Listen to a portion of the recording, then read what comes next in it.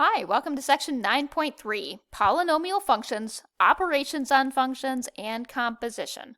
Hopefully by the end of this, you all will be able to identify polynomial functions, but we're going to be using them to perform operations on functions and compositions of functions. So let's talk about what a polynomial function is. A polynomial function, it's defined by this kind of set. It's going to look like f of x equals some number times x to an exponent. And then there's going to be another coefficient, and then x to the n minus 1, so one less exponent. And it's just going to keep going. And then n minus 1, then n minus 2, then n minus 3. And basically, the exponents are in descending order until you just get to an x or get to a constant. And you can certainly skip over things. You can have coefficients that are 0.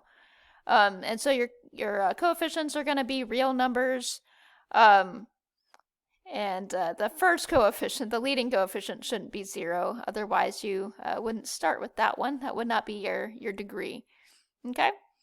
And all of these should be whole numbers, those exponents. Okay? So we're looking at positive integers for your exponents. So some examples for you. You might get like f of x equals 3x to the third minus 2x squared plus x minus 8, just for an example. Or you could even get a simpler one like x minus 5. Those are polynomial functions. Some things that are not polynomial functions would be like the absolute value of x that has a different operation in it. Or how about like a 2 to the x, where the x is the exponent. That's an exponential function, not a polynomial function. So we're going to be dealing with only polynomial functions in this section today. So let's talk about some operations. So you have the sum function. So when it says f plus g of x, what that means is you're going to take an f of x function and a g of x function, and we're going to add them together. For the difference function, when it says f minus g of x, we're going to take our f of x function and our g of x function, and we're going to subtract them. The product function, f times g of x, means you're going to take your f of x function and your g of x function, and you're going to multiply them together. And that f over g of x, that quotient function, means you're going to take your f of x function and divide it by your g of x function. And of course, we are going to have that restriction of g of x can't be 0, and that'll be included in the domain when you look at those. So let's just do a few, okay? For example 1, we're just going to do adding and subtracting. For the first example, I've got my f function, f of x, is 3x squared plus 8x minus 6. My g function, g of x, equals negative 4x squared plus 4x minus 8. And the first thing I want us to do is we're going to do f plus g of 2. So what this means is I'm going to take f of 2, and I'm going to take g of 2, and I'm going to add those together. I'm going to do a sum function, and the number 2 is the input that I'm going to use for my x values. So let's just do those kind of separately. So I'm just going to look at f of 2 for a second. So f of 2 means I'm going to take my f function, and I'm going to substitute a 2 in for x. So I'm going to do 3 times 2 squared. I'm going to plus 8 times 2 minus 6. So I'm just taking my f function, and I'm going to substitute 2 in there for x. And let's go ahead and get this all simplified out. I'll do exponents first. So 2 squared is 4, and then 4 times 3 would be 12. 8 times 2 is 16, and we still have a minus 6 over there. So I'm doing exponents before multiplication. Then we'll add and subtract. So let's see, 12 plus 16 is 28. And 28 minus 6 is 22.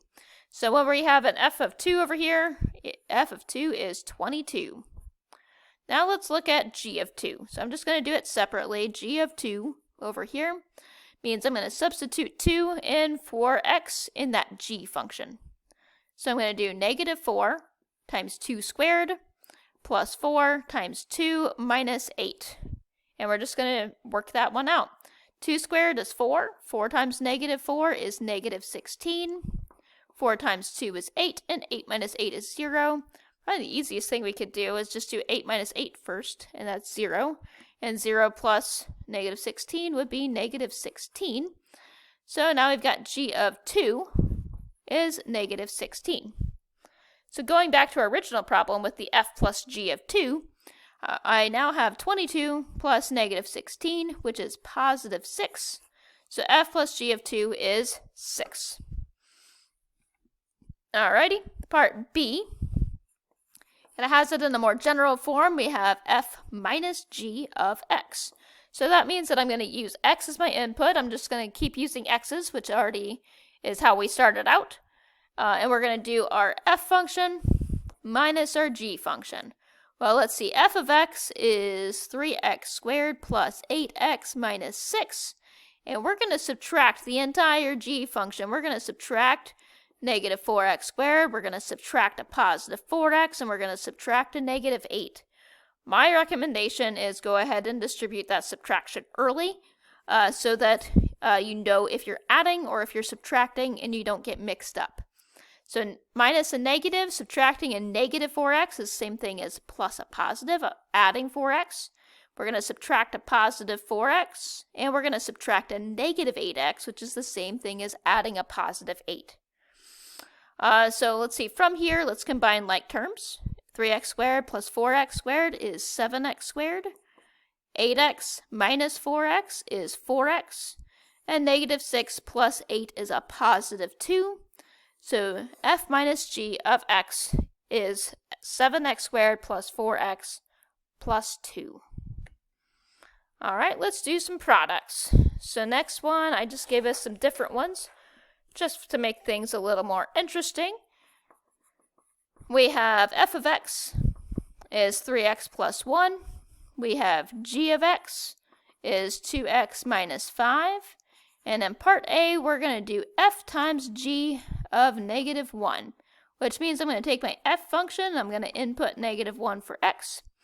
I'm going to take my g function and input negative 1 for x on there, and then I'm going to multiply those together since we're doing the product function here. So let's just do those separately. So f of negative 1 means I'm going to take my f function and I'm going to put negative 1 in there for x. So I'm going to have 3 times negative 1 plus 1. 3 times negative 1 is negative 3, and negative 3 plus 1 would be negative 2. Okay. What about g of negative 1? Well, I'm going to use my g function. I'm going to put negative 1 in for x. So I'm going to do 2 times negative 1 minus 5. 2 times negative 1 is negative 2, and negative 2 minus 5 is negative 7. So my g of negative 1 is negative 7, and we're doing the product, so we're going to multiply those together. Negative 2 times negative 7 is positive 14. So that's our answer for part A. In B, we're going to do a more general version. We're going to do f times g of x. So what I'm going to do is I'm going to take f of x and g of x, and I'm going to multiply them together. F of x is 3x plus 1. G of x is 2x minus 5. And I'm going to distribute. So 3x times 2x is 6x squared. 3x times a negative 5 is negative 15x. 1 times 2x is a positive 2x, and 1 times negative 5 is negative 5. I can combine some like terms in the middle here. And negative 15x plus 2x is negative 13x. I'll bring the rest down. So I have 6x squared minus 13x minus 5. And that is my answer for part B. In case you're curious how it relates to part A, if you put negative 1 in for x over here, you're actually going to get 14. And I'll show you that really quick just because that's fun to do. 6 times negative 1 squared minus 13 times negative 1 minus 5. I'm just showing you that f times g of negative 1 is going to give us the same as if we did them separately, okay? So negative 1 squared is positive 1, so I've got 6 times 1. Negative 13 times 1 is a positive 13, and then we're going to subtract 5. Well, 6 times 1 is 6, right? And see, 6 plus 13 would be 19. And 19 minus 5 is 14, just like we got in part A. So you can actually input your negative 1 into this f times g of x version, or into them kind of split apart that version as well. All right, we've done adding, we've done subtracting, we've done multiplying. It's time to do some division. In example 3, we're doing f of x divided by g of x. And so our f of x function is 4x squared minus 23x minus 35. Our g of x function is x minus 7. So we are doing long division, and if it's been a little while, we'll do a refresher. So long division, f of x minus 7, the thing that we're dividing by, goes on the outside. The 4x squared minus 23x minus 35, that goes on the inside. That's the thing that we are starting out with. And with long division, the first thing you think is x times what? Gives me 4x squared. All right, well, x times 4x would give me 4x squared, and that's what goes on top. The second thing you do is you multiply. So 4x times x is 4x squared. 4x times negative 7 is negative 28x. And then you subtract. Okay, so when I subtract the negative 4x squared minus 4x squared, those will cancel out. That's 0. When I do negative 23x minus a negative 28x, minus a negative is really plus a positive. So you're doing negative 23x plus 28x, which is 5x. And then we still have a negative 35 minus nothing, which is negative 35. And then we repeat again. So x times what gives me 5x? Well, x times positive 5 will give me 5x, so I'll do a plus 5 on top. Then I multiply. 5 times x is 5x. 5 times negative 7 is negative 35. And then I subtract. 5x minus 5x is 0.